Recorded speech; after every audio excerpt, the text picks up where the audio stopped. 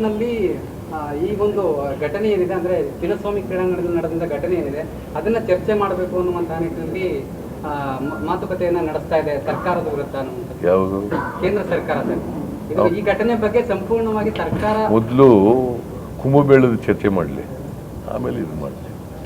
ಆಮೇಲೆ prime minister ಒಂದು ಸೇತುವೆ ಉದ್ಘಾಟನೆ ಮಾಡಿದ್ರಲ್ಲ, ಅಲ್ಲಿ 140 ಜನನ ಎಷ್ಟು ಸತ್ತೋದ್ರು, ಅದನ್ನು ಚರ್ಚೆ ಮಾಡಲಿ ಅಲ್ವಾ? ಸರ್ಕಾರ ನೇರ ಹೊಣೆ ಕೊಡಬೇಕಿತ್ತು. ಚರ್ಚೆ ಮಾಡ್ಬೇಕಲ್ವೇನೆ ಇದನ್ನ.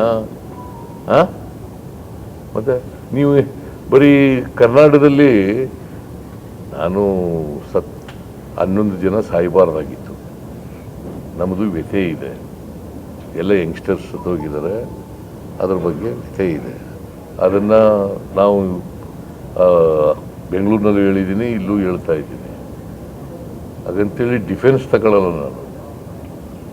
ಕುಂಭಮೇಳದಲ್ಲಿ ಸತ್ತೋದ್ರು ಅಂತೇಳಿ ಡಿಫೆನ್ಸ್ ತಗೊಳ್ಳಲ್ಲ. ಅದಕ್ಕೋಸ್ಕರ ಅಲ್ಲಿ ಮಾಡಿದ್ದಾರೆ, ಅದು ಇಲ್ಲಾಗಿದೆ, ಆ ಥರ ಹೇಳಕ್ಕೆ ಹೋಗಲ್ಲ. ಇದು ಸತ್ತರೆ ಎಲ್ಲರೂ ಕೂಡ ನಾವು ಅದಕ್ಕೆ ವ್ಯಥೆ ಪಡಬೇಕಾದದ್ದು ಪ್ರತಿಯೊಬ್ಬರ ಜವಾಬ್ದಾರಿ, ದುಃಖ ಪಡಬೇಕಾಗಿರೋದು ಪ್ರತಿಯೊಬ್ಬರ ಜವಾಬ್ದಾರಿ.